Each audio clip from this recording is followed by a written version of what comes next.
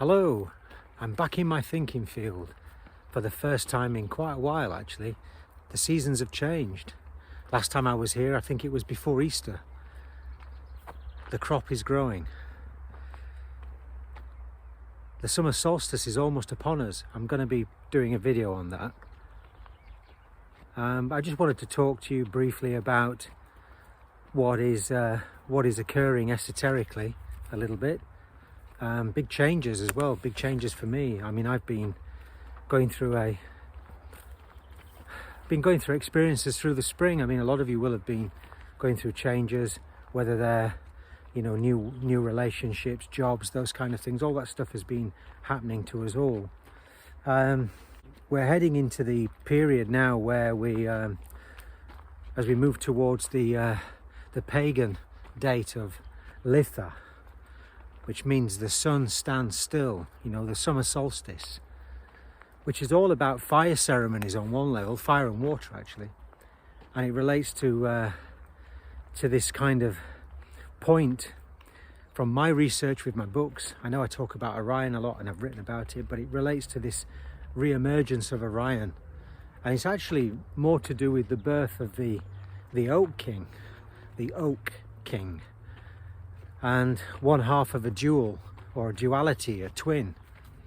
And it's very important because this time of year relates to John the Baptist, especially at this point as we get into the summer solstice.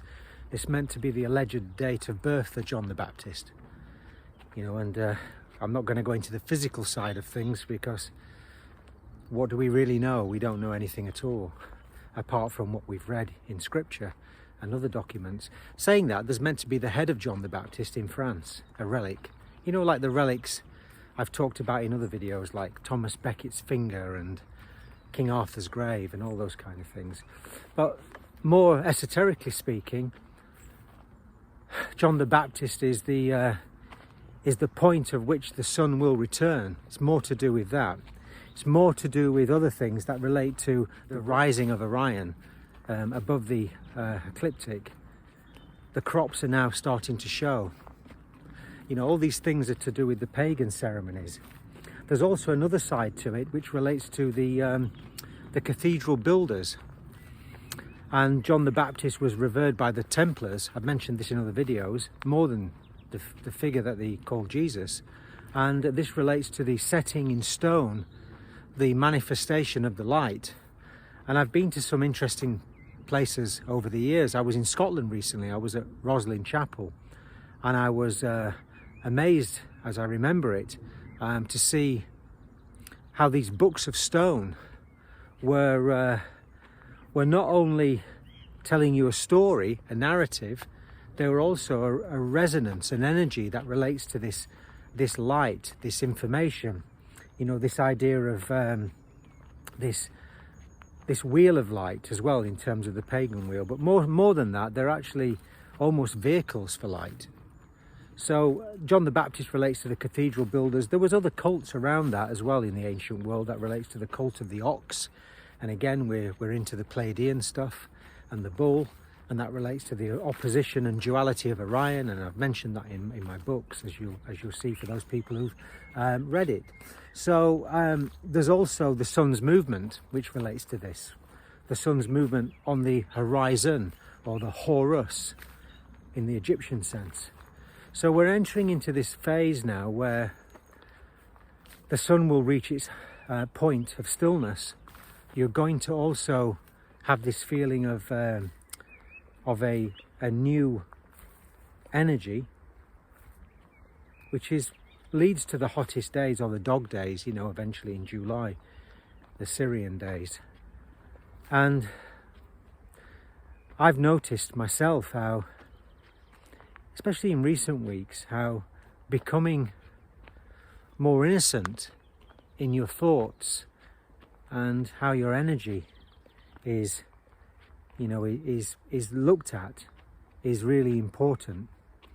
Backing in terms of the John the Baptist figure and the scriptures and the supposed,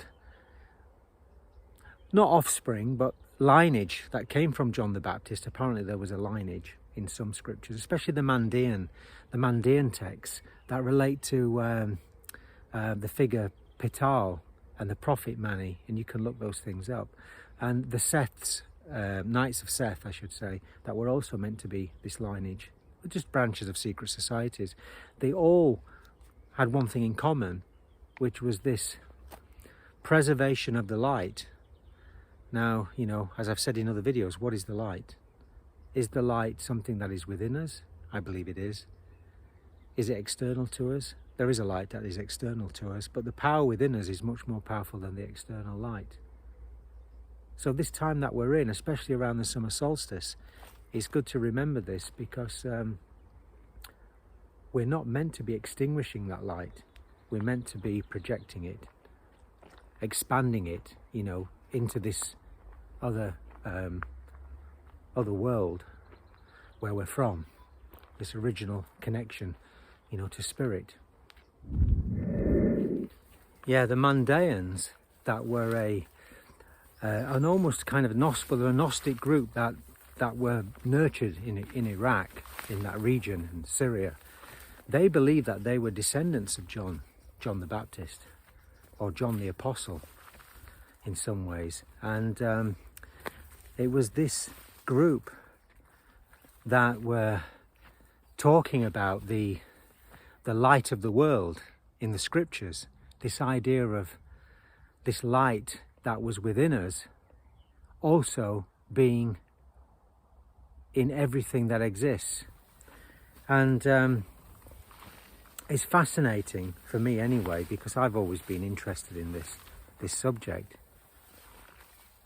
And I really do feel that this light that the Gnostics talked about, and what the pagans worshipped through or celebrated through Bridget in this country and other manifestations, is actually the healing light, the innocence of the energy within us, the child, to bring about healing and change in the world. I've seen this in practice through various forms of exorcism and healing, by this connection to this light, this energy. And I think that's how some of these crop circles are formed. By the way, there are no crop circles. I wish. I haven't seen any here, but we're in the right kind of terrain for it.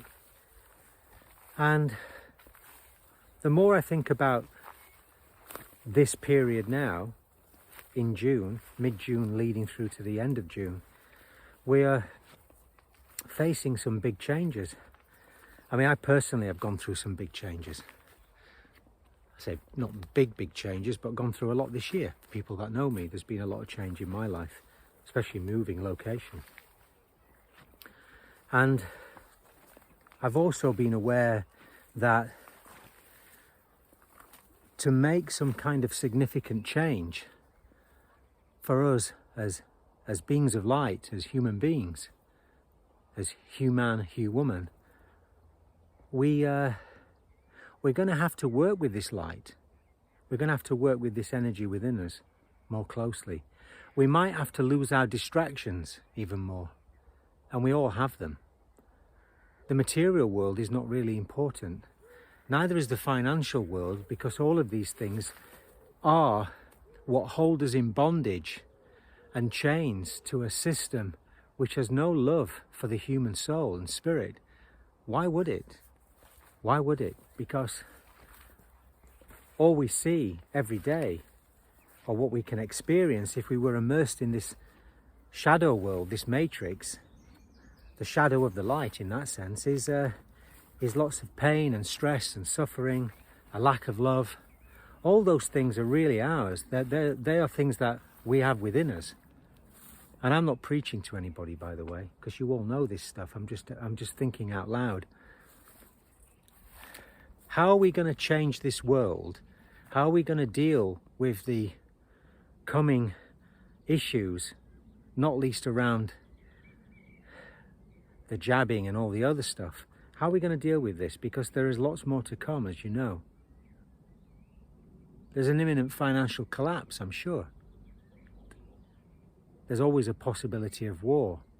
We've known nothing but war, because war is something that exists not only within us, but it's also coming from another place, a blueprint, like I explain in my book, Orion's Door. It's the blueprints for control, the duality. So how will we change that? How do we embrace duality? How do we understand it? Well, there has to be some kind of getting back to this innocence. And I keep thinking of that song by Pink Floyd. You know the song High Hopes, about the ever-flowing river? The beautiful end of that song, you know, the lyrics to it, about going back to the innocence of childhood before the separation and the division bell is rung in schools and all the rest of it. So many of these institutions of the mind are trying to keep us in a place where we don't access that light and we don't understand this higher love.